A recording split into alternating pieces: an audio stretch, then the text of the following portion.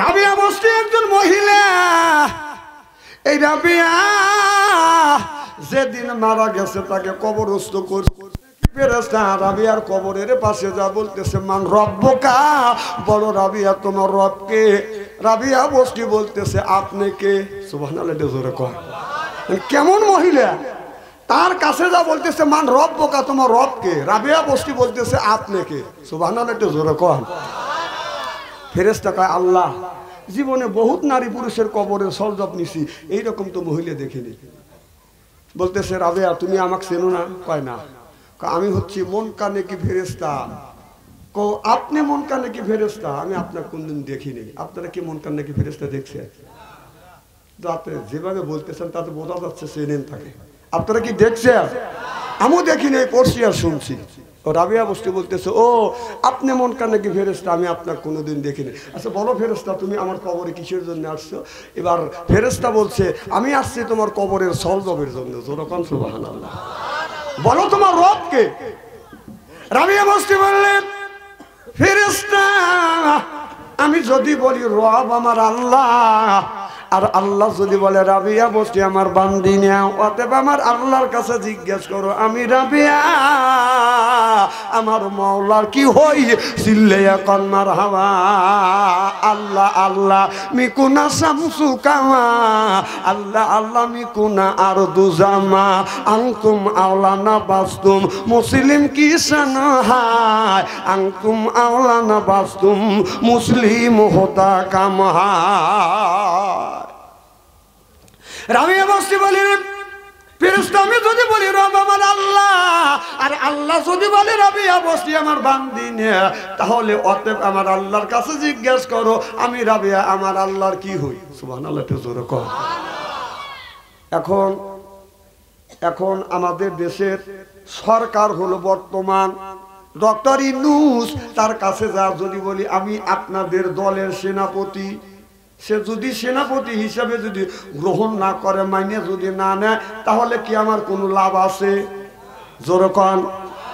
এবার রাবিয়া বস্তি বলল আল্লাহ যদি বলে রাবিয়া বস্তি আমার বান্দি নে, আল্লাহ যদি আমাকে বান্দি বলে অস্বীকার করে, তাহলে অতএব তুমি আমার কাছে জিজ্ঞেস না করে আমার আল্লাহর কাছে জিজ্ঞেস করো আমি রাবে আমার মাওলার কি হই? জোরে কন মারহাবা। এবার ফেরেশতা আল্লাহর কাছে দরখাস্ত করলো, কথা বলা যাবে না, আল্লাহর কাছে দরখাস্ত করলো। ফেরেশতা যখন বলে আল্লাহ এই মহিলাটাকে, আল্লাহ দেখে বলে ফেরেশতা উঠে আয়, আমার রাবিয়ার কবর থেকে উঠে আয়, আমি আল্লাহ জানি আমার রাবিয়া আমার কেমন প্রেমিক। এ ফেরেশতা আমার রাবিয়াকে ডিস্টার্ব করিস না, আমার রাবিয়া জীবনভর আমি আল্লাহ আমার দাসত্ব করছে, আমার গোলামি করছে, আমার রাবিয়া সারা রাত জেগে জেগে আমি আল্লাহ আমার ইবাদত করছে, বন্দেগী করছে, আমার রাবিয়া ঘুমাচ্ছে, ঘুম পাড়তে যা ডিস্টার্ব করিস না, আমার রাবিয়ার কবরের সরঞ্জাম আমি আল্লাহ নিজে দিতে চাই। সিল্লা সিল্লা কন মারহাবা। ওই রাবিয়ার কবরের সরঞ্জাম স্বয়ং আল্লাহ দিতে চায়, আর আমাদের ঘরে ঘরে যে একটা করে রাবিয়া আছে, এই রাবিয়ার কবরের সরঞ্জাম কে দিবে? কর আল্লাহ নবী রাত্রে আপনার হযরতে আলী গভীর রজনীতে মা ফাতেমার ঘরে দরজায় যা ডাক দিছে, ফাতেমা একটা ডাক দিছে, অমনি দরজা খুলে দিছে। সুবহানাল্লাহ। আলী বলছে বিবি রে আমি রাত 12টার পরে তোমার ঘরে দরজার পাশে আসছি, একটা ডাকের বেশি দুইটা ডাক দেই নাই, তুমি দরজা খুলছো, তুমি কি ঘুমাও না? মা ফাতেমা বলল স্বামী রে আপনি দিনের দাওয়াতে বাইরে যাবেন, আর আমি আপনার বিবি আরামে ঘুমাবো। ঘুমাই না যতক্ষণ পর্যন্ত আপনি বাসায় না আসেন, বাড়িতে না আসেন, অনাথ ভাবে বিছানায় ঘুমোতে যাইনি, আমি কোরআন খুলি, কোরআন পড়ি, মওলার সাথে আমি গল্প করি। আর আমাদের ঘরে ঘরে একটা করে ফাতেমা আছে, আপনার তেঁতুলতলা না, তেঁতুলতলা বাজার থেকে রাত 12টার সময় আসিয়া যদি আমাদের ফাতেমার ঘরে দরজা যদি নক করা যায়, ফাতেমা কোনো শব্দ নাই, ও ফাতেমা আওয়াজ নাই, ও ফাতেমা তিনবারের বাদে গিয়ে যায় একই একই, তো সেও ফাতেমার এও ফাতেমা। সুবহানাল্লাহ, জোরে কয়। ওই ফাতেমা স্বামীর জন্য অপেক্ষা করছে, আর আমাদের ফাতেমা ডাকলে ব্যক্তি করে ওঠে। আমার ভাইয়ের আমার, এবারে একটু পরে ফেরেশতা বলে রাবিয়া রে বলো তোমার নবী কে? রাবিয়া বসতি বলতেছে আমি যদি বলি নবী মুহাম্মদ রাসূলুল্লাহ সাল্লাল্লাহু আলাইহি ওয়াসাল্লাম, আর আমার নবী যদি বলে রাবিয়া বসতি আমার উম্মত না, অতএব আমার নবীর কাছে জিজ্ঞেস করো আমি রাবিয়া আমার নবীর কি হই? সুবহানাল্লাহ বললেন না? তাহলে ওই রাবিয়ার পাওয়ারটা কি? আর আমাদের আমি কি কারোর উপর নাম ধরে বলতেছি নাকি? আমার ভাইরা আমার, আল্লাহর নবীর কাছে দরখাস্ত করলি রাসূলুল্লাহ ইয়া হাবিবাল্লাহ, সোনার মদিনায় খবর লাগালেন, বললেন নবী গো এই যে রাবিয়া কবরের মধ্যে আসছে, এই রাবিয়া আপনার কি হয়? আল্লাহর নবী বললেন আরে আমার রাবিয়া জীবনভর আমি আমাকে পাওয়ার জন্য রাত 12টার পরে আমার আল্লাহর নামে নামাজ পড়িয়া, 4 রাকাত তাহাজ্জুদ নামাজ পড়িয়া, 8 রাকাত তাহাজ্জুদ নামাজ পড়িয়া এই রাবিয়া ওই যাই নামাজের উপর বসিয়ে আমি নবী আমার উপরে 1000 বার দরুদ ও সালাম পেশ করছে, আর দরুদের সালামের আওয়াজগুলো ফেরেশতারা দ্রুত বেগে আমি নবী আমার কাছে পৌঁছা দিয়েছে। ফেরেশতা উঠে আমার রাবিয়ার কবরে আর ডিস্টার্ব করিস না, আমার রাবিয়াকে আরামে ঘুমাইতে দে, আমার রাবিয়ার কবরের সলজল স্বয়ং আমি নবী দিতে চাই। চিল্লায়া কান মারহাবা। আল্লাহ আল্লাহ মিকুনা শামসু কামা, আল্লাহ আল্লাহ মিকুনা আরদু জামালা ইলাহা এই কলে মার বান্ধবেলা আকাশে লাগবে মরণ বেলা, এই কলে মার রৌশনীতে কবর হবে তোমার উজালা লা ইলাহা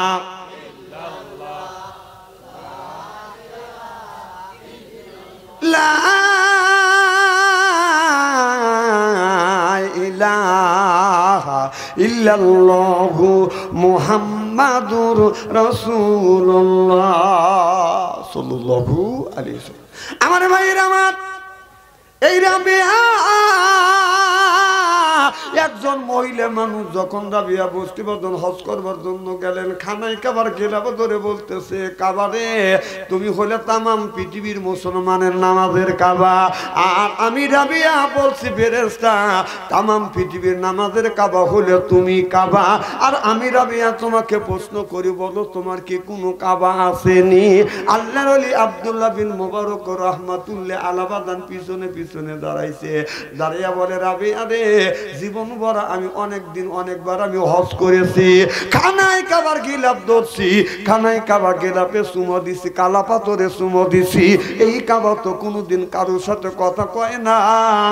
এ রাবিয়া খানায় কাবা কি মানুষের সাথে কথা বলে? রাবিয়া বসতে বলে হুজুর কোন মানুষের যদি কাবার সাথে কথা বলার যদি যোগ্যতা থাকে খানায় কাবা ওই মানুষের সাথে কথা কয়, যেরকম সুবহানাল্লাহ।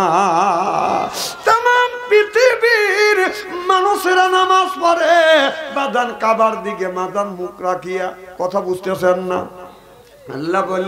আল্লাহ বললেন ওয়াকিমুস সালাহ, নামাজ কায়েম করো, ওয়াতু যাকাত, যাকাত আদায় করো, কুতিবা আলাইকুমুস সিয়াম, রমজান মাস আসলে রোজা রাখো। এ কথা কার? আল্লাহ নামাজের কথা 80 থেকে 82 জায়গা বললেন, যাকাতের কথাই আল্লাহ 30টা জায়গা বললেন, আর কুতিবা আলাইকুমুস সিয়াম রমজান মাসের রোজার কথা আমার আল্লাহ আপনার রমজান মাসের রোজার কথা 1 থেকে 2টি জায়গা বলেছে। তাহলে নামাজ যদি 80 থেকে 82 জায়গার কথা বলা হয়, কোন জ্ঞানে নামাজ ছেড়ে দিয়ে মাথা রাখছো বড় বড় চুল, এই জন্য মাঝে মধ্যে করে ভুল। পরনে হলো বাদান পাটের ছালা, হাতে হলো বালা, গলায় হলো মালা। আমি হিসাব করে দেখলাম ওই লোকটা ওর দিলেন শয়তানের শালা।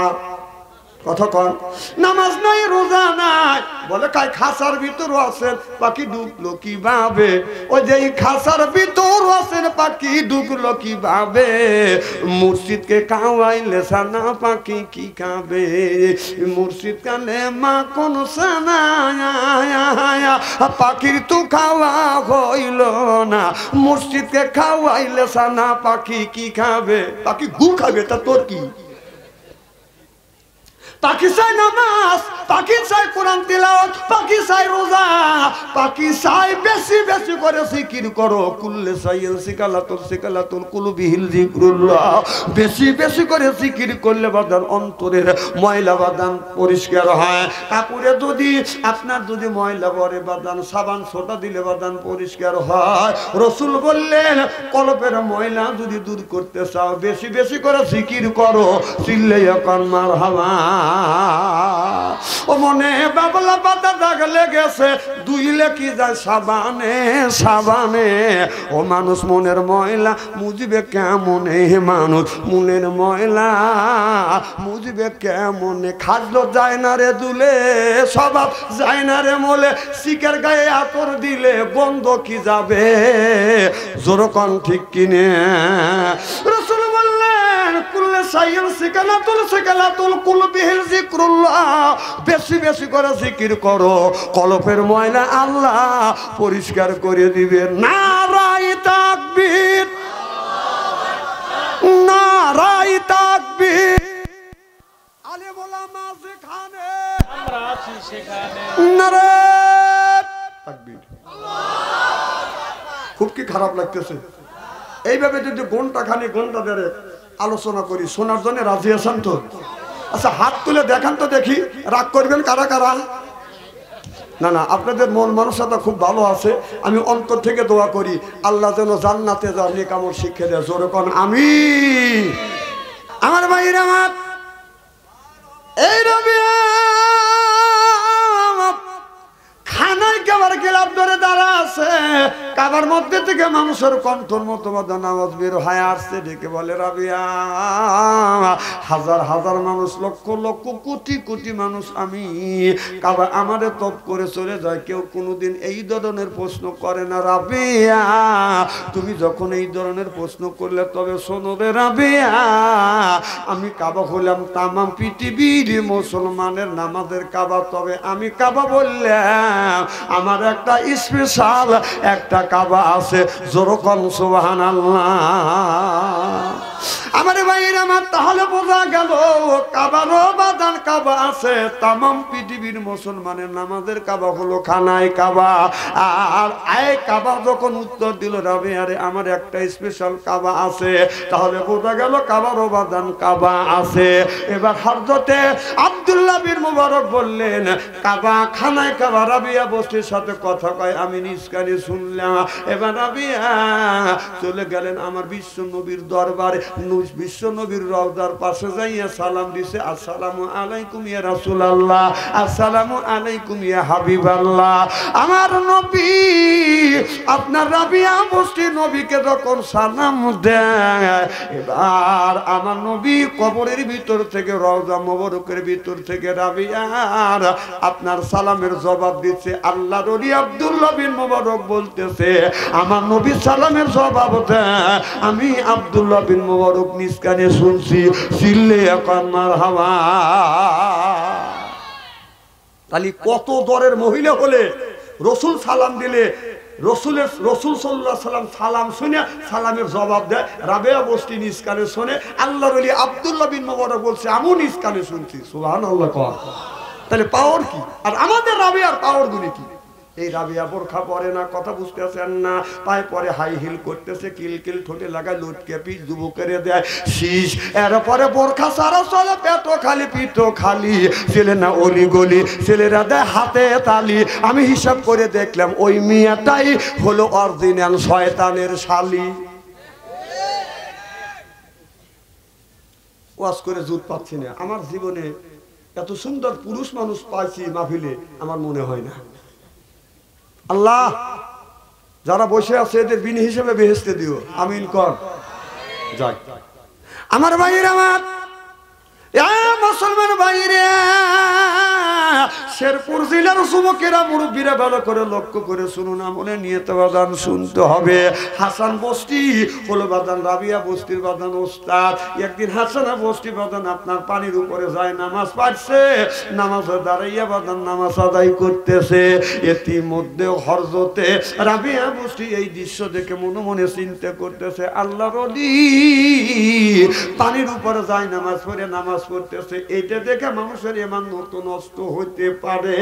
তখন রাবিয়া বস্তি বাদান আপনার ওযু দিতে গেছে, ওযু দিতে যাইয়া হাতে পানি নেয়, বলে আল্লাহ হাত দিয়ে যত গুনাহ করেছে হাতের গুনাহ মাফ করে দাও। মুখে পানি নেয়, রাবিয়া বলে আল্লাহ মুখ দিয়ে যত গুনাহ করেছে মুখের গুনাহ মাফ করে দাও। মুখমণ্ডল যত করে নাকে পানি নেয়, আল্লাহ চোখ দিয়ে যত গুনাহ করেছে গুনাহ তুমি মাফ করে দাও।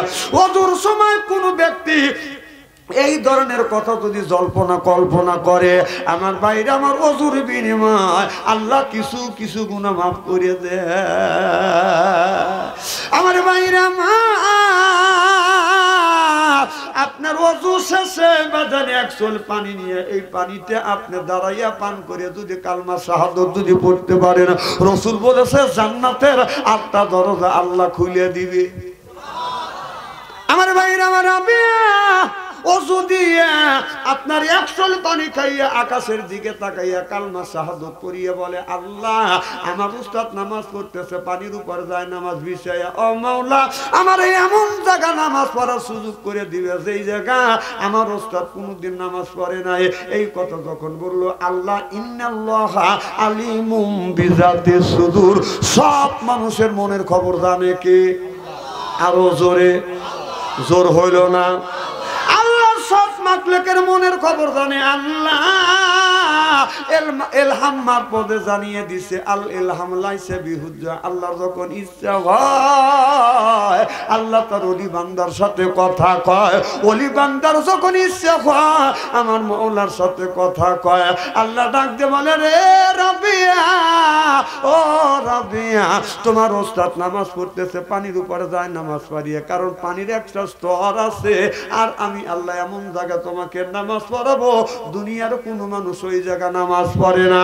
তোমার ওস্তাদ নামাজ পড়লো পানির উপর, তোমার নামাজ পড়াবো যায় না আমার সৈন্যর উপরে তুমি বিছিয়ে দাও। ওস্তাদ নামাজ পড়লো পানির উপর, তোমার নামাজ পড়াবো বাতাসের উপর।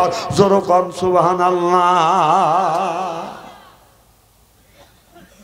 আমার ভাইরা আমার রাবিয়া ডাইন পা যখন যাই নামাজে দাঁড়াইতে গেলে রাবিয়া বস্তি ডাইন পা যায় নামাজের মধ্যে বাদান আগে দিলে, সুবহানাল্লাহ একটু যেরকম আমরা যে নামাজে দাঁড়াই যাই নামাজে যখন পা রাখি বাম পা আগে রাখি না, ডাইন পা আগে রাখবো, সুবহানাল্লাহ কোন।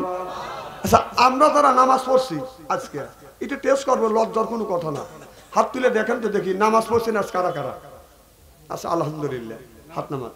আচ্ছা এই জায়নামাজের ইমানের হালাতে বলবেন, জায়নামাজে যখন পা রাখতে গেছি ডাইন পা আগে কারা দিছি একটু হাত তুলে দেখেন তো দেখি, আন্দাজে তুলেন না জানি, ঠিক আছে তো? আচ্ছা আলহামদুলিল্লাহ, হ্যাঁ ডাইন পা আগে দিবেন জায়নামাজে, মারহাবা একটু জোরে কর। আমার ভাইরা আমার রাবিয়া ডাইন পা আগে দিলেন। আমাদের দেশের অনেক মানুষ আছে মসজিদে ঢোকার সময় বলতে হয় ডাইন পা আগে দিয়ে বলতে হয় আল্লাহুম্মা আফতাহলি আবওয়াব রাহমাতিকা। আপনার অনেক মানুষ আছে বাদান দোয়া তো জানে না, ডাইন পাও দেয় কি বাম পাও আগে দেয় আল্লাহই ভালো জানে। কত কন্যাকে আমার বাইরে রাবিয়া যখন ডাইন পাও যায় নামাজের উপরে দিলেন, রাবিয়া বসতে বাজার নামাজ পড়তে লাগলেন, বাতাসের উপরে দাঁড়িয়ে দাঁড়িয়ে নামাজ পড়তেছে।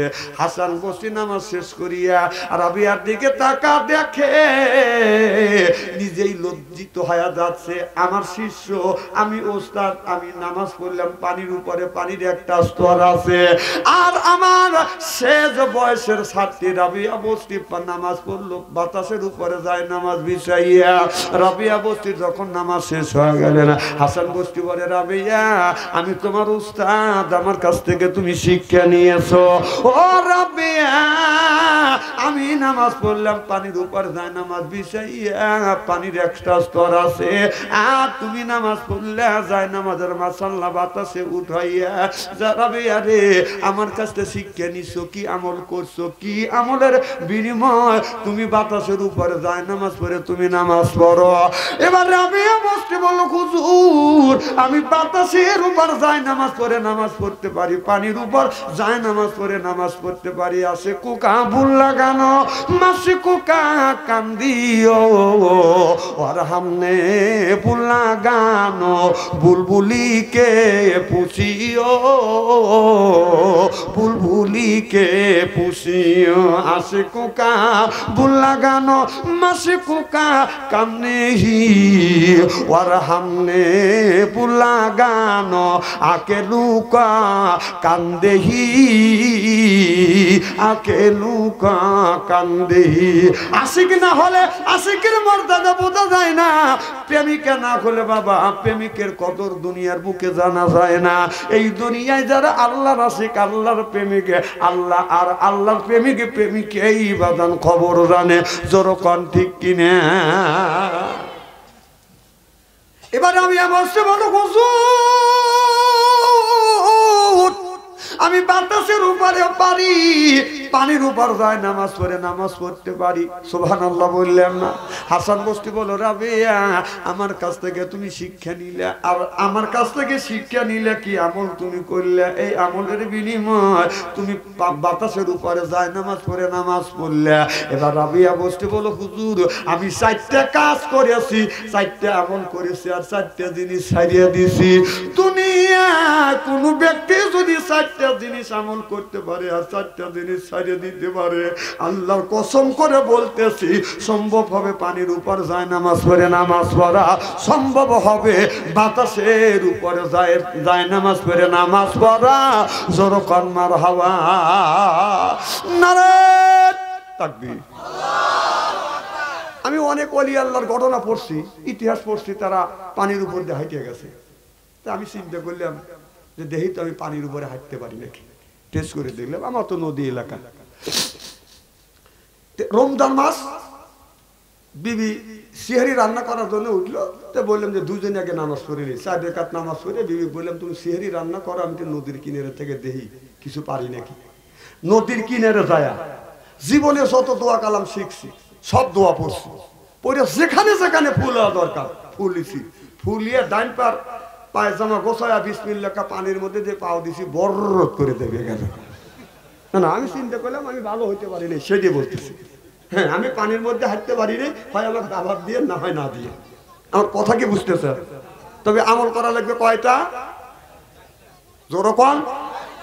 আর ছেড়ে দিতে হবে কয়টা? 4টা। কোন ব্যক্তি নারী হোক পুরুষ হোক 4টা জিনিস যদি আমল করতে পারে আর 4টা জিনিস যদি ছাড়িয়ে দিতে পারে, সম্ভব হবে পানির উপর নামাজ পড়া, সম্ভব হবে বাতাসের উপরে যায় নামাজ পড়া। জোরে কোন সুবহানাল্লাহ। আজকে এই 4টা সাবজেক্ট নিয়ে আলোচনা করবে ইনশাআল্লাহ। এবার হাসান বসতি বলে রাবিয়া আমি তোমাকে বিয়ে করতে চাই। কথা বুঝতেছেন না? কারণ হাসান বসরি রাবিয়া বস্তিকে বিয়ে করতে চাইলো, কারণটা কি? কারণ কিয়ামতের ময়দানে আল্লাহ যদি আপনার ওই রাবিয়া বস্তিকে বিয়ে করার কারণ হলো কিয়ামতের ময়দানে নারীকে যদি আল্লাহ জান্নাতে দেয়, মহিলাকে যদি জান্নাতে দেয়, এই মহিলা জান্নাতের দরজার সামনে গিয়ে বাদান দাঁড়াইবে, দাঁড়াইয়া আর জান্নাতের ভিতরে প্রবেশ করবে না। আল্লাহ দেখে বলবে রে বান্দি আমি আল্লাহ তোমারে জান্নাতে দিলাম, তুমি কেন জান্নাতের ভিতরে প্রবেশ করো না? বান্দি বলবে আল্লাহ যার সাথে তুমি আমার জুরি রেখে দিয়েছো, যার সাথে আমার বিয়ে হয়েছে রে আল্লাহ, যার সাথে আমি জীবনভর সংসার করছি, আমার স্বামী কামাই কাজী করিয়া কষ্ট করে কামাই কাজী করিয়া আমারে খাওয়াইছে, পরন পোষণ করেছে, আমাকে পরনের কাপড় দিছে, পেটের খাবার দিছে, মাথার তেল দিছে, আমার অসুখ হইলে স্বামী দৌড়া হাসপাতালে গেছে ওষুধ নিয়ে আসছে। আল্লাহ আমার স্বামীকে না দেওয়া পর্যন্ত আমি নারী এই তোমার জান্নাতে প্রবেশ করব না। সিল্লা সিল্লা কন্মার হাওয়া।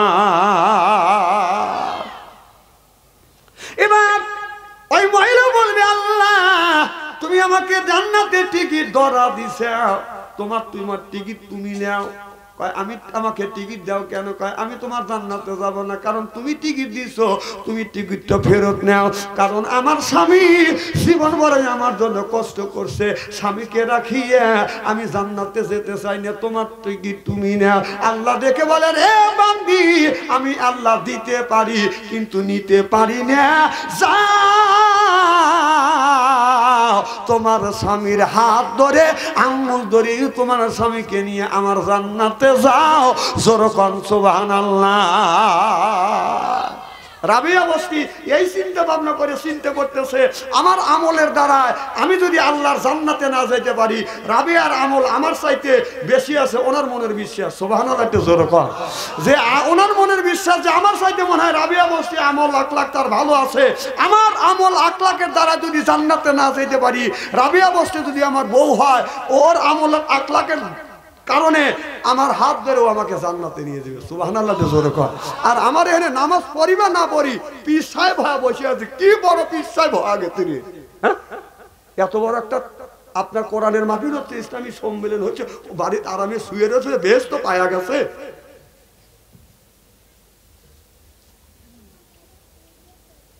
এই জন্য বেশি ইবাদতের আমলের গর্ব করা যাবে না। আমার ভাইয়ের, আমার অনেক মানুষ আছে, দাড়ি দেখলে মনে হয় জিবরাইলের বাইরা, চেহারা দেখলে মনে হয় চৌদ্দ আসমান থেকে গোসল করে আসছে। কথা বুঝতেছেন না? মুহাম্মদ নবী আলাইহিস সালাম ওর কাজকর্ম দেখলে বাদান ইবলিস লজ্জা পায়। কথা কন না কে? আমার ভাইরা, আমার বন্ধুগণ, আমার ভালো করে লক্ষ্য করে শুনুন। এবার হাসান বস্তি বলে, রাবিয়া আমি তোমাকে বিয়ে করতে চাই। হাসান বস্তি যখন এই কথা বললেন, রাবিয়া বস্তি বলেন, হুজুর আমি আপনাকে বিয়ে করতে পারি, তবে আমার মাথার ভিতরে চারটা চিন্তা আছে। চারটা চিন্তা যদি আপনি দূর করে দেন, তাহলে আমি রাবিয়া আপনাকে স্বামী বলে স্বীকার করব। হাসান বস্তি বলে, রাবিয়া বলো তোমার মনের ভিতরে, মাথার ভিতরে চারটা চিন্তা দেখি দূর করতে পারি কিনা, দেখি কি চিন্তা।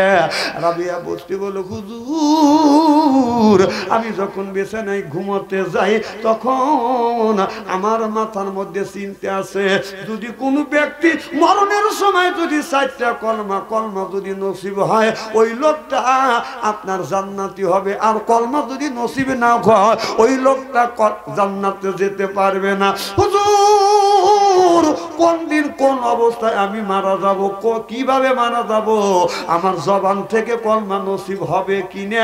যদি কলমা নসিব হয় আমি জান্নাতে হব, আর কলমা নসিব যদি না হয় আমি জাহান্নামে হয়ে যাব।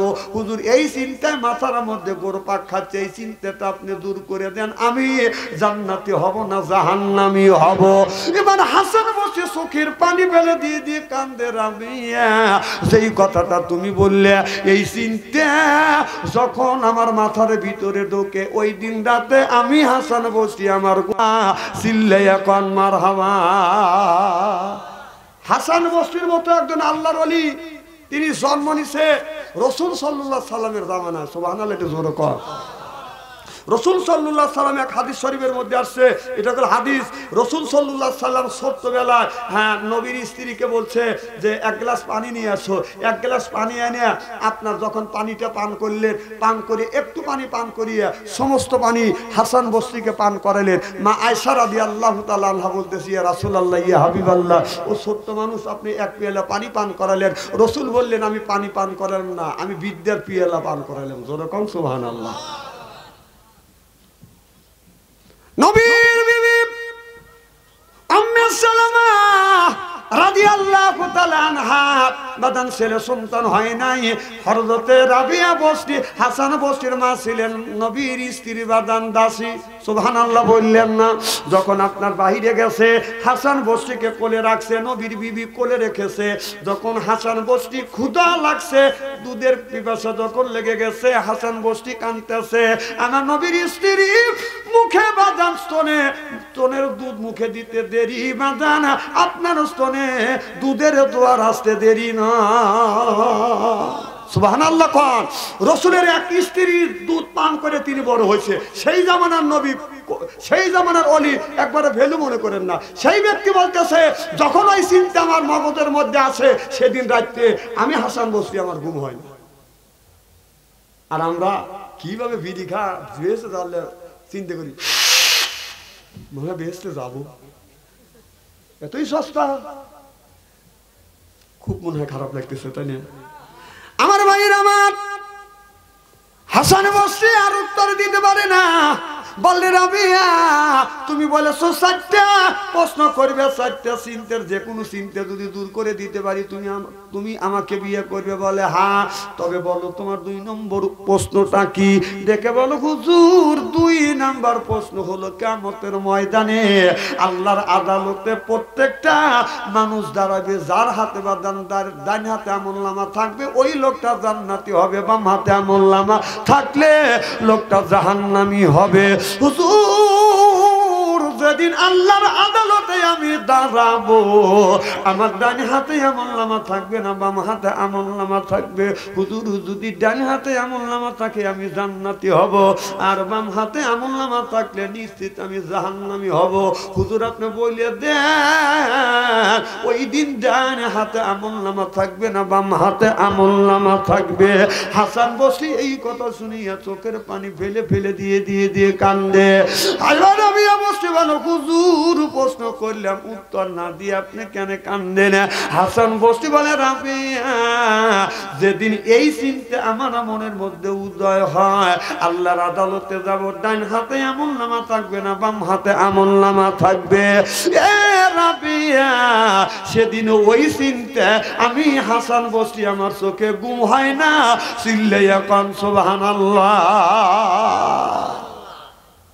আর আমাদের তো ঘুম ঠিকই হয় কবরের চিন্তাই নেই আমাদের কবরের যদি চিন্তা হইতো হাসরের যদি চিন্তা হইতো এই ইসলামী বিরাট মহাসম্মেলনের এই মাহফিলে এত লোক হয় আরো কম হওয়ার কথা আল্লাহ এই এলাকা তুমি তোমার রহমত আর বরকত দিয়ে পরিপূর্ণ করে দাও আমিন কোন জোরে কোন শোনেন আমার একটা কথা শোনেন ইদানিং কিন্তু আমার একটা বদলাম হয়ে গেছে সেটা বলবো কি সেটা হচ্ছে আমার মাহফিলে আসে যারা জমে তারা কিন্তু বেশি দিন বাঁচে না যারা শুনবেন একটু হিসেব করে শুনবেন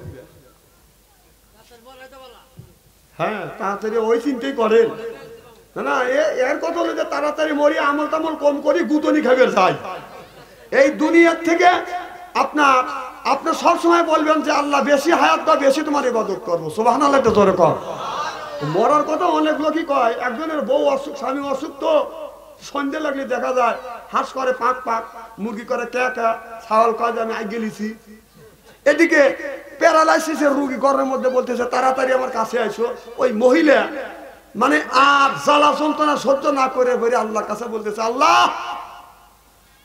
তোমার আজরাইল এত মানুষের রূহ কবজ করে নিয়ে যায় তোমার আজরাইলকে আমার চোখে দেখে না আমাকে নিবের পারে না এই কথা বলে ঈশান নামাজ পড়ে খানা পিনা করে মেয়েটা শুইছে ঘরের মধ্যে আছে একটা গরু খৈলবুসির ড্যাগ আছে ডেকসি আছে গলা দিয়ে বের হয়ে আসে এই ডেকসির মধ্যে ড্যাগের মধ্যে মাথা ঢুকে দিছে দিয়ে খাওয়া যখন শেষ সিংহে ঢুকে গেছে আর মাথা বাড়ে না আর গরু দেখানোর চোখে ঘরের মধ্যে ঢুকে এরকম মাথা এরকম মধ্যে ডক ডক ডক চুরি করছে মহিলাকে ডক ডক করে কি আর টাকা দেখা যায় মানে ডিম লাইট জ্বলানো রয়েছে তো আমান তামান আজদাহা দেখা যাচ্ছে চিন্তা করতেছে ও ওই সময় আজরাইলের কথা বলছিলাম আজরাইল তুমি কি আমার চোখে দেখো না এতে আজরাইল এসে বসছে তখন লোকটা বলতেছে মহিলাটা বলতেছে আজরাইল আমি মুখ দিয়ে যত ফাদর ফুটুরি করি অন্তর থেকে কই নেই রুগী কিন্তু খাপের উপরে যে যতই ফাদর ফুটুর মুখ দিয়ে করে না আজরাইল আসলে তখন আর তার কাপড় চুপুর পায়খানা হয়ে যায় কথা কন তখনকে আল্লাহ বাঁচাও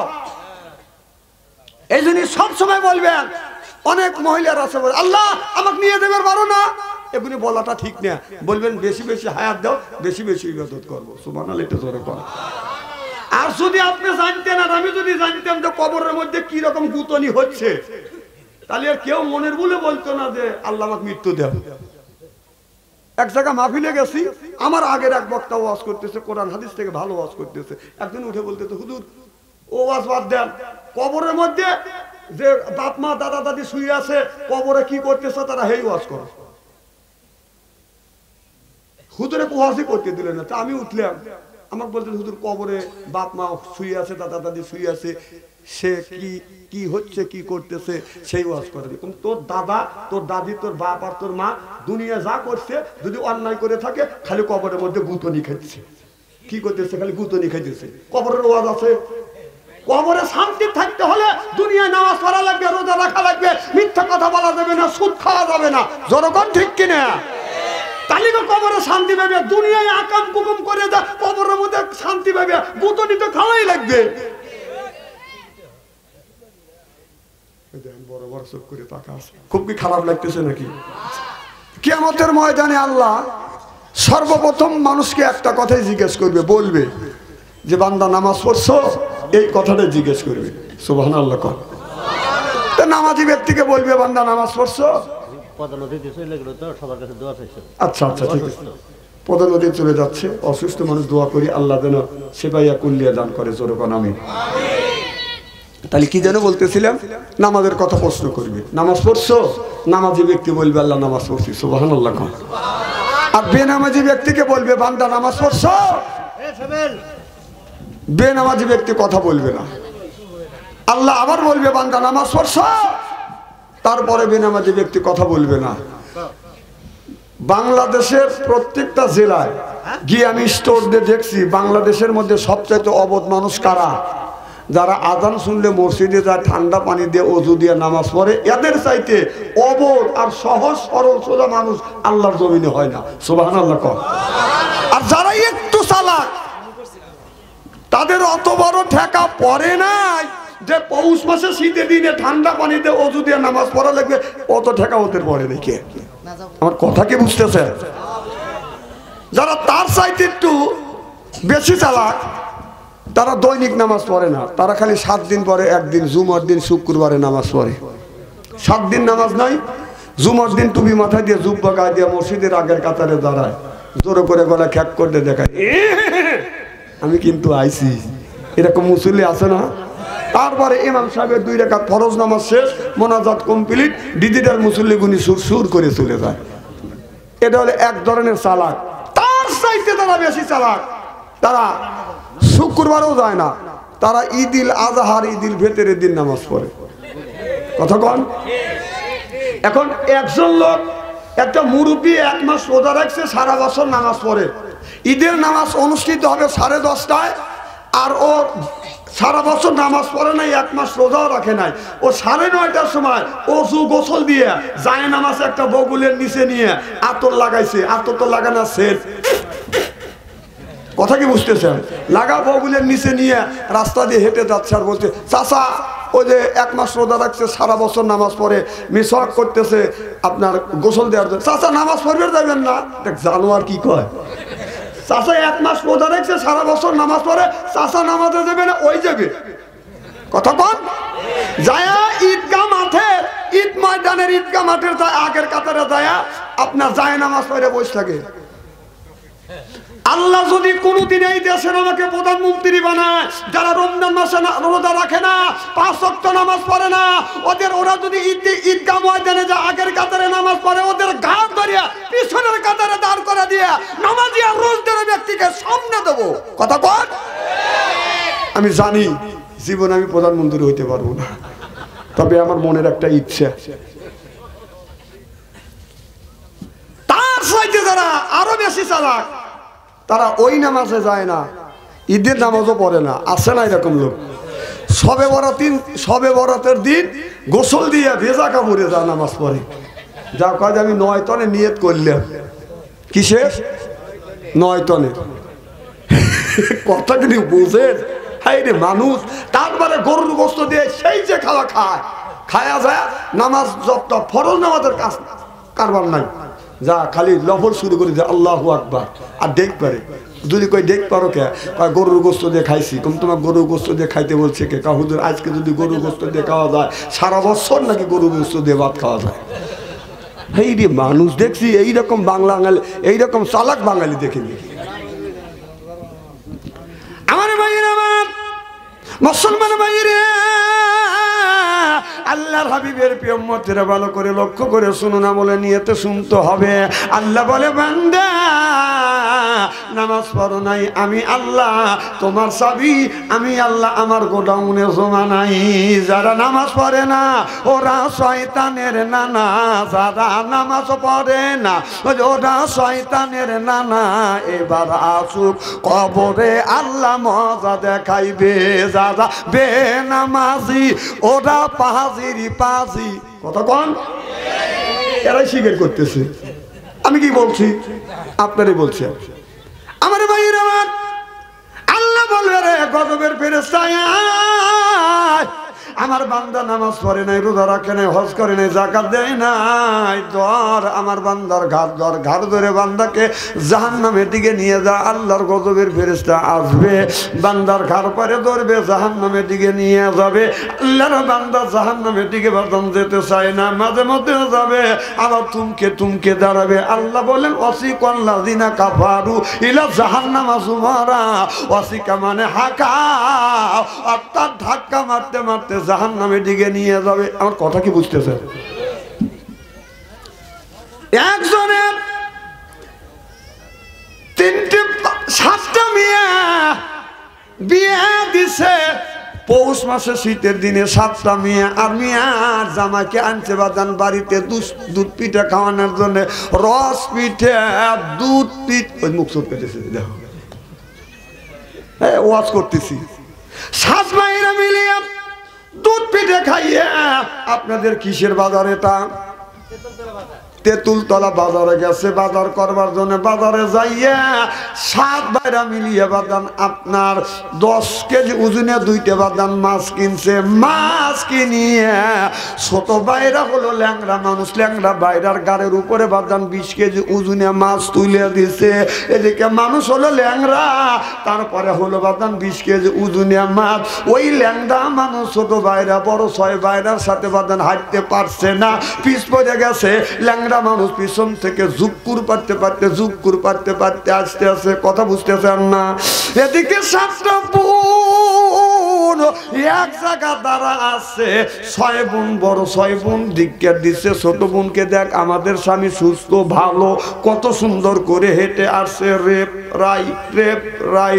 তোমার স্বামী ল্যাংড়া, আমাদের 6 জনের স্বামীর সাথে হাঁটতে পারছে না, পিছ পড়ে গেছে। পিছন থেকে তোমার স্বামী জুক্কুর পারতে আসতেছে।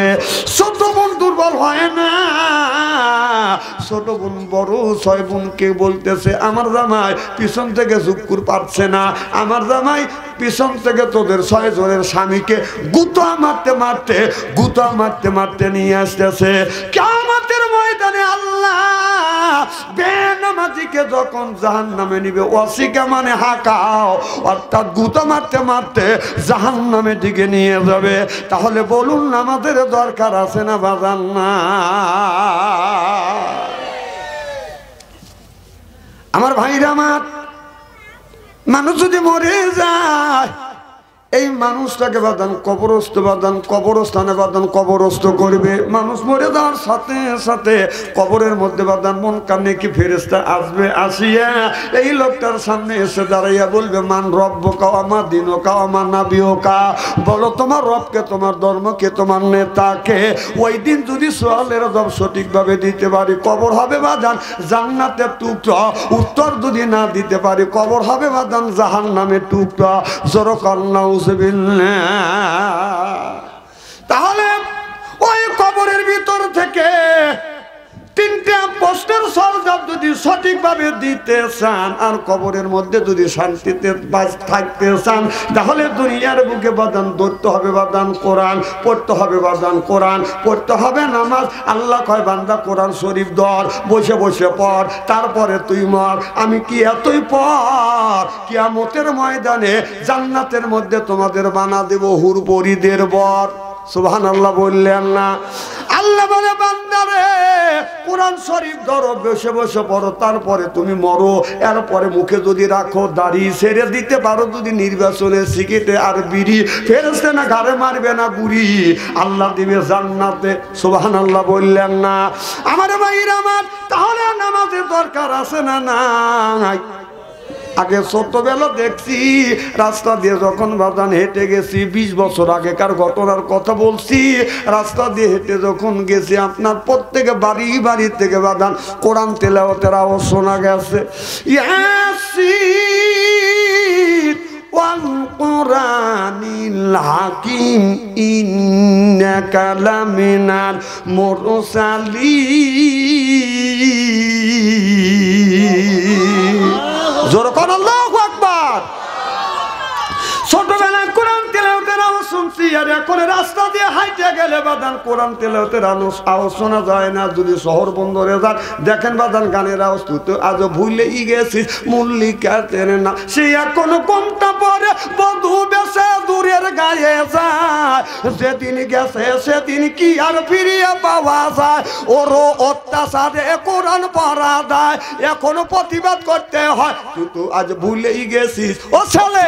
তুই তো আজ ভুলেই গেছিস আল্লাহ নবীর নাম নবী আমার মদিনাতে আসে শুয়ে কে করে তার কাম হারমোনিয়াম আর বাজাস না ইবলিস দিছে পাম তুমি কইরো না পাম পাম মোল্লাগারে বাইরে গেছে দাম এখনো সময় আছে মুখে লাও আল্লাহ নবীর নাম রে আল্লাহ নবীর নাম চিল্লা কোন ঠিক কিনে দেশটা হলো ডিজিটাল ওয়াজও লাগাল লাগবে ডিজিটাল ওই আগেকার আমাদের মান্ডার আমাদের ওয়াজ চলে না এটা অন্যায় এটা করা যাবে না এটা না এটা করতেই হবে না এর পক্ষে কথা বলতে গেলে জেল খাটা দরকার হলে জেল খাটবো জরিমানা দেওয়ার দরকার হলে জরিমানা দিব প্রয়োজন হলে ফাঁসির মঞ্চে উঠবো কিন্তু বাতিলের কাছে মাথা নত করবো না চিল্লে বলো ঠিক কিনা আমার ভাইরা আমার যারা খায় সুদ যারা খায় ঘুষ আল্লাহর ফেরেশতারা গুতো গুতো করবে বাদান তুস যারা খায় বাদাম সুদ ওদের নাই কোনো হুশ বাদান ওদের আপনার ওদের হজম শক্তি ভালো সুদের টাকা লাগায় আরো ওদের পেট হয় না খারাপ মরে গেলে ওই লোকটা হয় শয়তানের বাপ আল্লাহ বললেন কুলুবিন তৈয়বাতুন মা রাযাকনাকুম আগে হালাল খাও এরপরে ইবাদত করো আল্লাহর দরবারে ইবাদত কবুল হবে সুদের টাকা খাইয়া ইবাদত করো ইবাদত বন্দেগী আল্লাহর দরবারে কোনোদিন কবুল হবে না হইতে পারে না হওয়া সম্ভব না চিল্লা কোন ঠিক কিনা অনেক লোক আছে সুদের টাকা খাইয়া মসজিদে যায় আবাদা নামাজ পড়তেছে এইরকম লোক আছে না নাই হযরত মুসা আলাইহিস সালামের জামানা বৃষ্টি হয় না সব মানুষ চলে গেল মুসা আলাইহিস সালামের কাছে যা বলে হুজুর এই জমিনে বৃষ্টি হয় না বৃষ্টি যদি না হয় এদিক তাকান চেহারা কি একবারে খারাপ নাকি আলেম যতই কালো হোক আলেমের চেহারার দিকে চা থাকলে সগীরে গুনাহ মাফ করে দেয় কি যখন কোন চেয়ারম্যান মেম্বার এমপির মুখের দিকে তাকালে সগীরে গুনাহ মাফ করে না আলেম যতই কালো হোক তাদের চেহারার দিকে তাকা থাকলে সগীরে গুনাহ আল্লাহ মাফ করে দেয় সুবহানাল্লাহ কর এই যে আলেম যতই কালো হোক আমার মতো এর চেহারার দিকে একবার তাকালে সগীরে গুনাহ আল্লাহ মাফ করে দেয় এই যে আলেম ওলামা বসে আছে তাদের চেহারার দিকে তাকায়েন আলেমদের সাথে খারাপ ব্যবহার করেন না ভালো ব্যবহার করেন আমার ভাইরা আমার সুদের টাকা খাওয়া হারাম সুদ করছে আল্লাহ হারাম ওইটা আমরা মনে করি বাজান আরাম সুদের টাকা লাগাইয়া আপনার গরুর গোস্ত কিনে আনি কথা বুঝতেছেন না কিনে আনিয়ে বিবির কাছে বলি বিবি সুন্দর করে রান্না করো বিবি বুনো করে দে তাহলে বুনো যদি গরুর গোস্ত যদি বুনো হয় কি রকম টেস্ট লাগে কথা কয় না রে সুদের টাকা সুদ খাওয়া যেমন হারাম সুদ খাওয়া যেমন হারাম গু খাওয়া বাদাম তেমন হারাম তাহলে সুদের টাকা দিয়ে গরুর গোস্ত কিনিয়া হালাল মনে করিয়া যদি আপনি খান তাহলে ওইটা যদি হারাম জিনিস হালাল মনে করে যদি খান তাহলে একটা ফ্রিজ নিয়ে আপনারা টয়লেট থেকে একটু মল তুলবেন একটু গরুর গোস্ত মুখে দিবেন আর ওই মলটা সালাদ মনে করে এরকম করে খাবেন এইভাবে ওয়াজ করি তারপরে সুদ খোরের কারণে লজ্জা হয় না কথা কর তাও সুদ খাই কথা কর না কে না না গরুর গোস্ত সুদের টাকার গরুর গোস্ত খাইবে যদি পারো এটা যদি হালাল মনে করে করে খাও ওই ও টয়লেটে থাক আর মল তুলে একটু সাইডে সাইডে খাও সালাদ মনে করে খাও এই যে মানুষ মানুষের বুঝন হচ্ছে সুদ খাওয়া হারাম, সুদ খোরের দোয়া আল্লাহর দরবারে কবুল হয় না।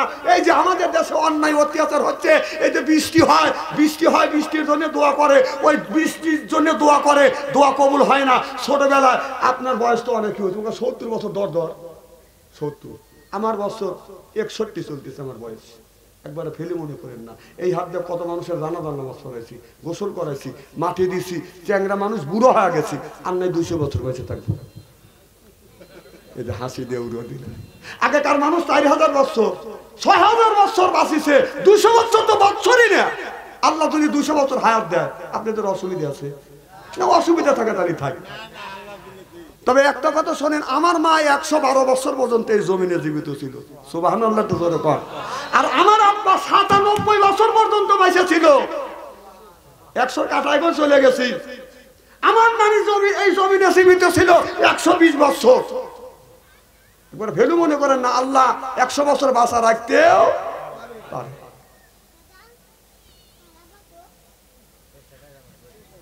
কি যেন বলতেছিলাম,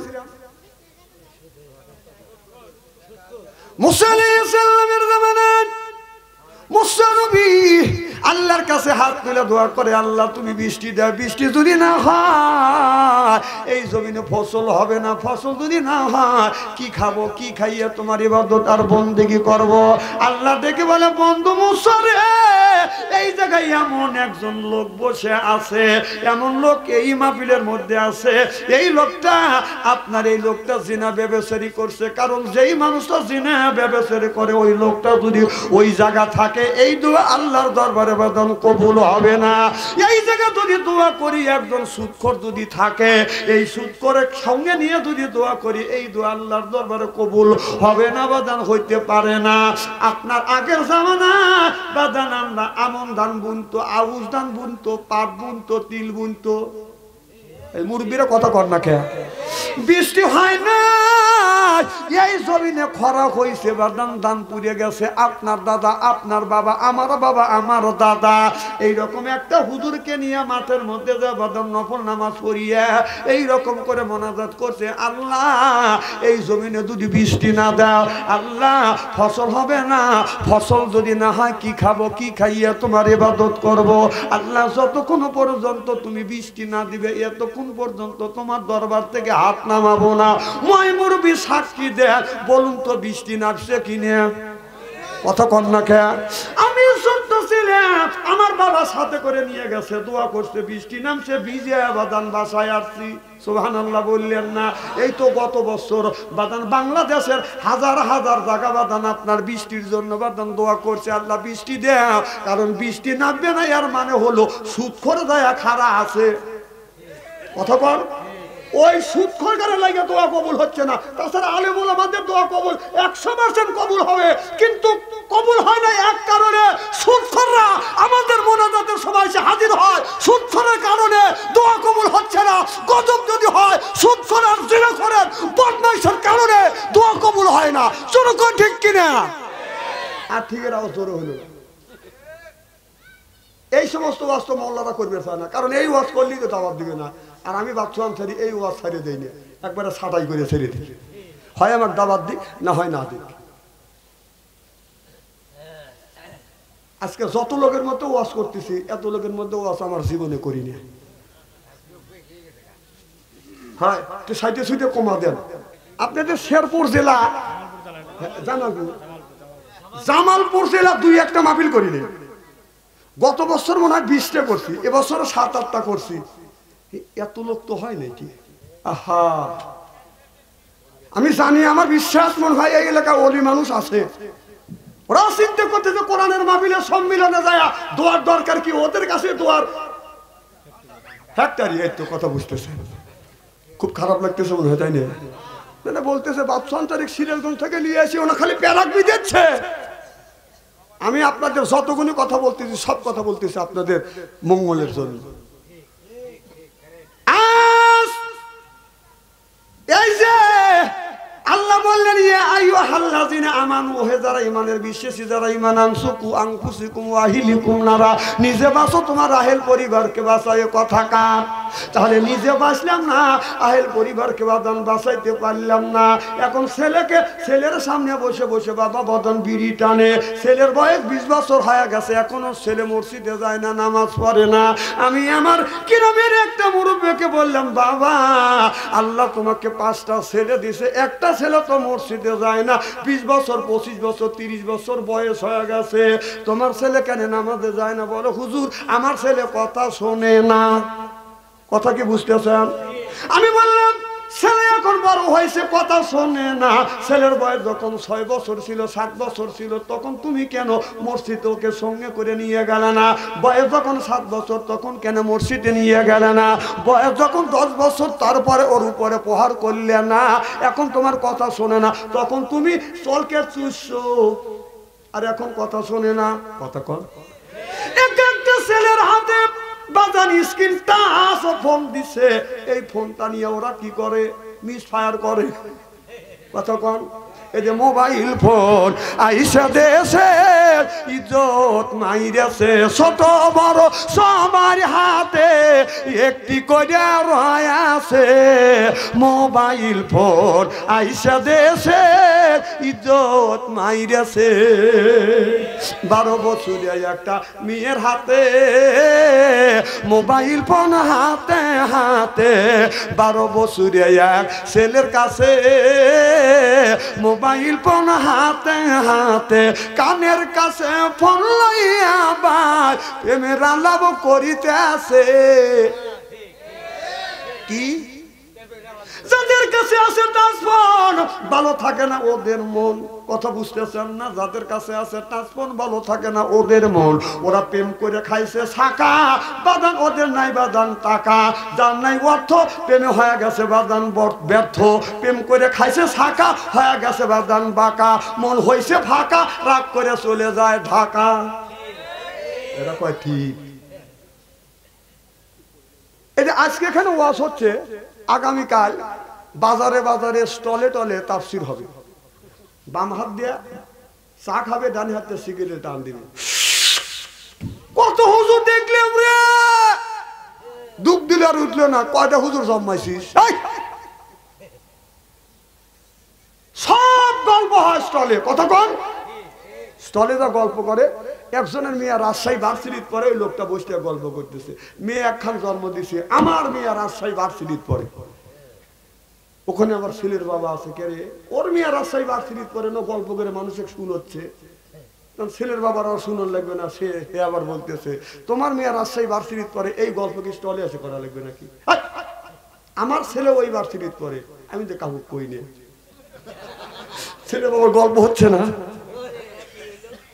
মেয়ের বাবা চিন্তা করতেছে, বেটা গল্প করে আমার ধমকা ছোট করে।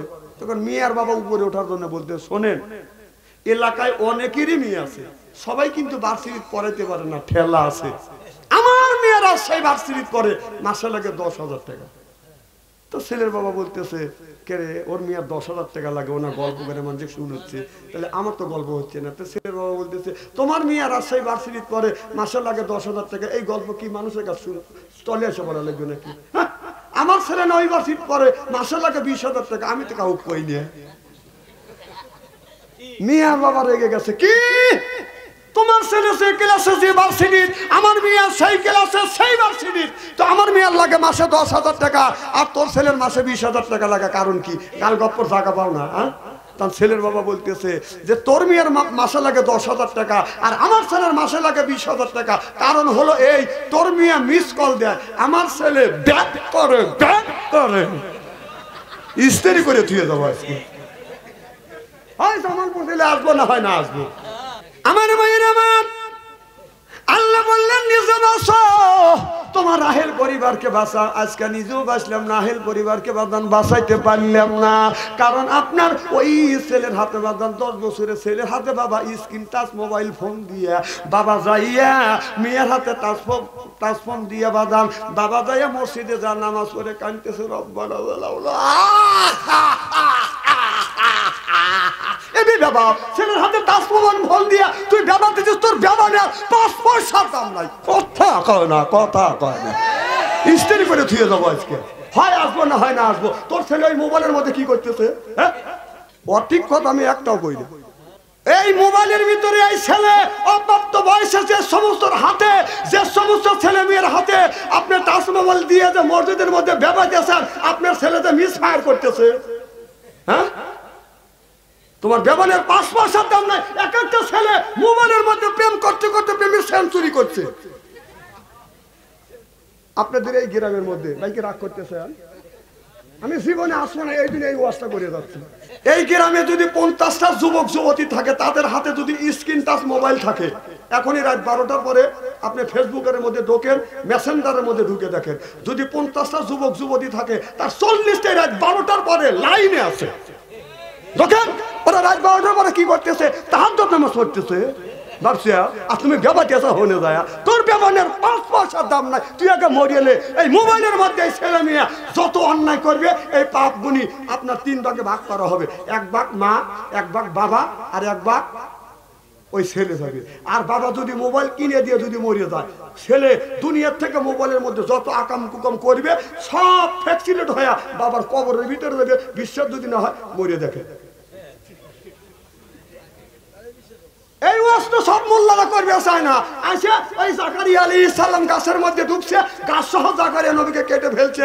এই ওয়াজ আমি জানি, এই ওয়াজ করে মানুষকে আল্লাহর রাস্তায় আনা যাবে না, এটা অন্যায়, এটা করা যাবে না, এটা ন্যায়, এটা করতেই হবে। ন্যায়ের পক্ষে কথা বলতে গেলে জেল খাটার দরকার হলে জেল খাটবো, জরিমানা দেওয়ার দরকার হলে জরিমানা দেবো, প্রয়োজন হলে ফাঁসির মঞ্চে উঠবো, বাতিলের সাথে অবস্থায়।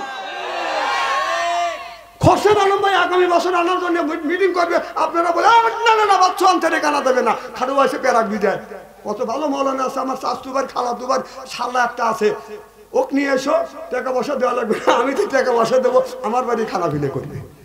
আমি লিয়াগা কিয়ামতের ময়দানে কত মৌলানা নামাজ রোজা হজ যাকাত করিয়া কানতে কানতে দোজকে যাবে। তুইও যাস আর আমিও যাবো, দেখা যাবে তুই কোন আর আমি কোন। আমার ভাইয়ের আমার নিজে বাঁচো, তোমার আহেল পরিবারকে বাঁচাও। আজকে নিজেও বাঁচলাম না, আহেল পরিবারকে বাঁচাইতে পারলাম না। আমার ভাইরা আমার ভালো করে লক্ষ্য করে শুনুন, যে কথা বলতেছিলাম, একটা ছেলে মিয়া প্রেমের সেঞ্চুরি করছে। একটা ছেলে 8টা প্রেম করছে, করার পরে বিয়ে করছে, ওইটা দিয়ে হয়েছে 9টা। বাসর ঘরে একটা নিয়ম আছে, কেউ যদি বাসর ঘরে যাইয়া আপনার 4টা টাকা বিবিকে যদি চুমা দেয়, কুব্বালাতি খাতনি, কুব্বালাদি ইয়াদি, কুব্বালাদি রেজবি, কুব্বালাদি আয়না আইনি, 4টা জায়গা বিবির যদি 4টা অঙ্গে চুমা দেয়, 4টা জায়গা চুমা দিয়া 2 রাকাত নফল নামাজ পড়ি আল্লাহর কাছে হাত তুলে যদি মোনাজাত করে, স্বামী স্ত্রী এই 2 রাকাত নামাজ পড়ি আল্লাহর কাছে হাত তুলে যদি মোনাজাত করে, স্বামী স্ত্রীর জীবনের শুরু থেকে বাসর ঘরের আগ পর্যন্ত যত গুণ করবে সব গুণ আল্লাহ মাফ করে দিবে। কাজ করা লাগবে কয়টা? আরো জোরে। ওই ছেলে বাসর ঘরে যাইয়া 4টা কাজও করে নাই, নফল নামাজও বাদান পড়ে নাই, কিন্তু ছেলেটা বাসর ঘরে যাইয়া মনে মনে চিন্তা করতেছে, আমি 8টা তো প্রেম করছি, মানে 8টা বউ এইটা দিয়া 9টা মন হয় এই বউ হলো সলিড। বাসর ঘরে যা বলতেছে, বিবি আমি ঠকি নাই, আমি ঠকি নাই রে। বউ কইল, আজকে তোমার আমার বাসর ঘর, এই বাসর ঘরে 2জন নামাজ কালাম পড়বো, সুখ দুঃখের কথা বলবো, আল্লাহর কাছে গুনাহ মাফ চাবো, আর তুমি আনন্দের সাথে গান গাচ্ছ। কয় বিবি আজকে আমার সাথে আনন্দ মানুষ আল্লাহর জমিনে হয় না। কি হয়েছে? কয় বিবি আমি ঠকি নাই, আমি ঠকি নাই রে, তুই আমার 9 নাম্বার বিবি রে। খাটের উপরে থপ্প সব পড়ে গেছে। বউ কয়, আল্লাহ কানের বগল দিয়ে আমাকে বাঁচাইছে। কে রে? তো কানের পাশ দিয়ে আল্লাহ বাঁচাইলো, কারণটা কি? কয় স্বামী আমি, বউ বলতেছে স্বামী আমি ঠকি নাই, আমি ঠকি নাই রে, তুমি আমার 10 নাম্বার স্বামী রে। আমার আগে 9 টাকা তোক দিয়ে 10টা। আল্লাহ বললেন আল খবিসাতুল লিল খবিসা আল খবিসুনা লিল খবিসা, খবিস মার্কা ছেলের ভাগ্যে খবিস মার্কা বউ মিলবে, আর খবিস মার্কা ওর সাথে খবিস মার্কা বাদান স্বামী মিলবে। কথা ক তুমি ভাবছো যে 8টা ফাঁকি দিয়েছে 9টার কাছে সলিড পাইছে, তুই যদি 9টা করিস ও 10টা ফেল করে দিয়েছে। কথা কি আমার কথা বললাম না আল্লাহ 1450 বছর আগে বসে দিতে এই কবিতের কথা? কোরআন হাদিস দিয়ে বর্তমান প্রেক্ষাপট মিলিয়ে কথা বলি শুধু একমাত্র আপনাদের জাহান্নামের হাত থেকে বাঁচানোর জন্য। কালকে তো খুব বকবক করবেন না যে রাসূল ছেড়ে কাঁদছিল, রাগ করতেছেন মনে হয়, তাই না? নারায়ে তাকবীর। আর যদি ঘন্টাখানি আলোচনা করে আসেন তো ইনশাআল্লাহ। আমার ভাইয়ের আমার ওই দিকে যেতে চাই না। আল্লাহ বললেন ও কোদা রব্বুকা, হে বান্দা আমার দাসত্ব করো, আল্লাহ তাবুদু আমার গোলামি করো, ইল্লা ইয়াহু আমার বন্দেগী করো, ওয়া বিল ওয়ালিদাইনি ইহসানা। আল্লাহ বলে বান্দা আমার দাসত্ব তোমরা তোমার নিজ নিজ পিতা মাতার খেদমত করো। আজকে মা হইছে বুড়ি, গার্দাইতে মার বুড়ি, বাবা হলো বুড়ো, পিঠের উপর দরে দরে বুড়ো, শ্বশুর হতে আব্বাজান, শাশুড়ি হতে আম্মাজান, বিয়ে করছে বিয়েরা যান, ওরাই সব জানের যান, পরাণের পরাণ কোন ঠিক কিনে। আজ মার কথা লাগে না ভালো, মার কথা লাগে না ভালো, শাশুড়ির কথা মিষ্টি, বাবার কথা নিমতিতে, শ্বশুরের কথা চিনি, বাবার কথা নিমতিতে, শ্বশুরের কথা চিনি। হাত থেকে যদি সুমা দেওয়া যায় আল্লাহ ভাগ্য পরিবর্তন করে দেয়। মা বাবার পায়ে হাত থেকে বাদাম সুমা খায় না, শ্বশুর বাড়ি যা খালি খামচা খামচি করে। কথা কয় না রে, নেকি আছে কোথায় আর নেকি রইছে কোথায়, নেকি আছে কোথায় আর তালাশ করে কোথায়। তামাম পৃথিবীর শ্বশুর আর শাশুড়িকে এক জায়গা করিয়ে দোয়া করতে বলবেন, আর গ্রামের যে কোনো ছেলের মা আর বাবাকে দাঁড় করাইয়ে মা বাবা আর অথবা মা অথবা বাবা যে কোনো একজন বাদান দোয়া করবে। তামাম পৃথিবীর শ্বশুর শাশুড়ি বলবে আল্লাহ এই যে জামাইকে তুমি বেহেশতে দিও। আল্লাহ শুনতেও পারে নাও পারে। আর আপনার মা অথবা আপনার আব্বা যদি বলে আল্লাহ আমার সন্তানটাকে তুমি দেখো, বলতে দেরি আল্লাহর আরশে আযমে পুষতে দেরি না। মার মনে কষ্ট দিও না, বাবার মনে কষ্ট দিও না। এ যুবক তোমার মা দুনিয়ায় নাই, অনেকের মা নাই, অনেকের বাবা বাদান এই জায়গা দুনিয়ায় নাই, বাবা কবরের মধ্যে বাদান শুয়ে আছে। আপনি যদি জামালপুর শহরে যান, জামালপুর শহর থেকে আসতে যদি দেরি হয়, রাত যদি 10টা হয়, রাত যদি 12টা হয়, এসে দেখবে এবারে সব মানুষ ঘুমাইছে, 2জন মানুষ ঘুমায় নাই, একজনের রাস্তা আগা গেছে।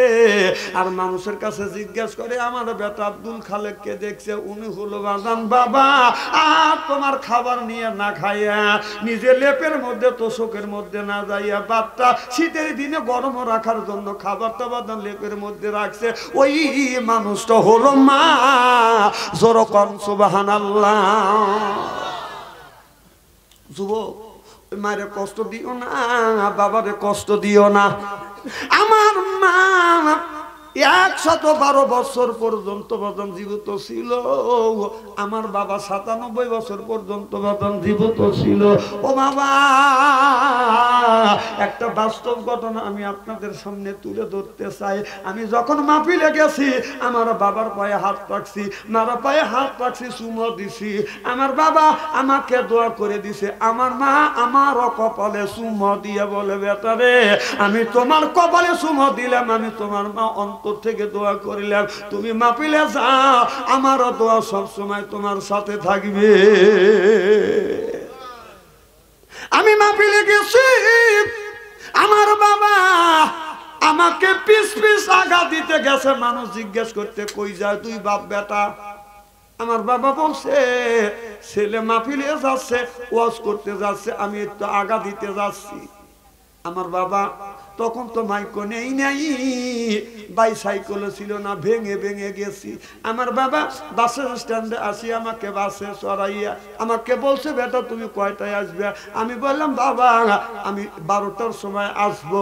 12টার সময় আসবো বলে চলে গেছি বাড়ির। বাবা আসছে, এশার নামাজ পড়ছে।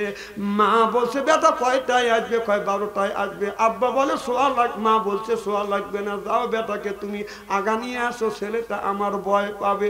শীতের দিন, কোন কোন শীতের মধ্যে ও বাদান, তখন তো বাদান আপনার শীতের তেমন পোশাক ছিল না, পাতলা হলুদ রঙের নীল রঙের বাদান চাদর ছিল। কথা কর, এই চাদর গায়ে দিয়ে কোন কোন শীতের মধ্যে পাতলা একটা পাঞ্জাবি গায়ে দিয়ে বাবা বাদান বাদান দ্বারা আছে। ও বাদা যখন একটা গাড়ি আইছে, বাবা মনে করছে বেটা আইছে, বাবা দৌড়া গেছে, সব মানুষ নাচছে, কিন্তু আমি নাই। এইভাবে বাদান 12টা হয়ে গেছে, বাদান 1টা হয়ে গেছে, 2টা বাজে, আমি আসি নাই। 3টার সময় যখন আসছি, ঘন কুয়াশা, বাস থেকে যখন নামছি, বাবা আগা গেছে বাসের কাছে, যা দেখি, এসে দেখি আমার বৃদ্ধ বাবা 97 বছর বয়স, বাদান থর থর থর থর করে কাঁপতেছে। বাবার গায়ে হাত দিছে, হাত ঠান্ডা, কপাল ঠান্ডা।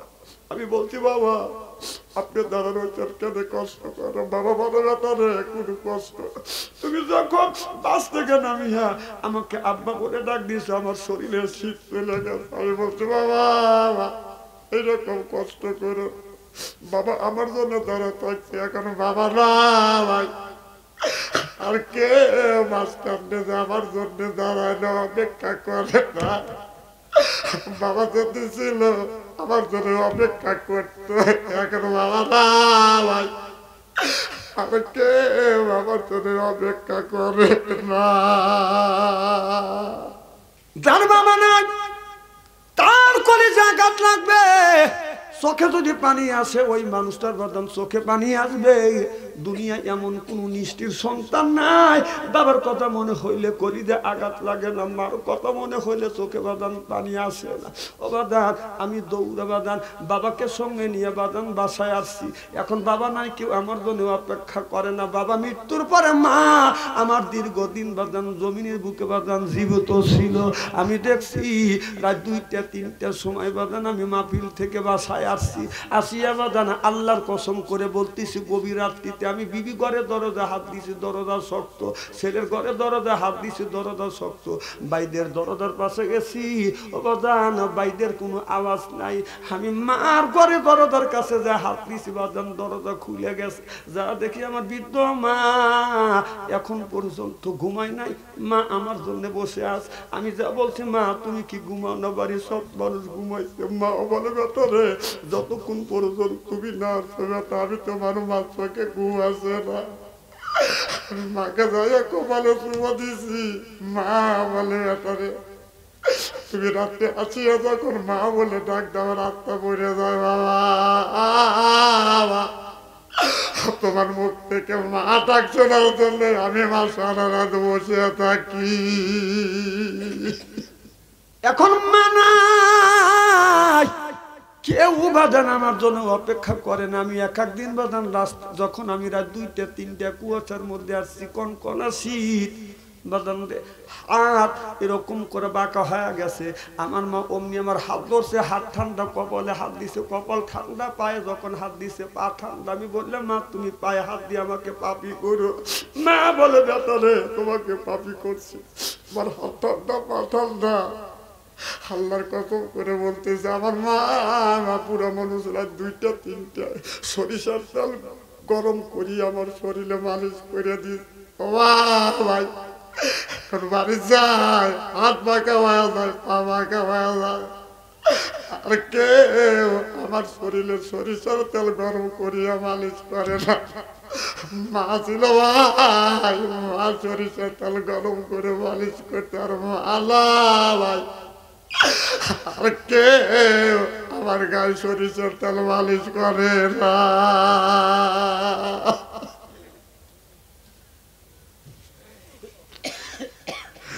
মারো মতো দরদি ব্যক্তি দুনিয়াতে নাই, মায়ের মতো আপন ব্যক্তি পাবি কোন জায়গায়, বাবার মতো দরদি মানুষ পাবি কোন জায়গায়।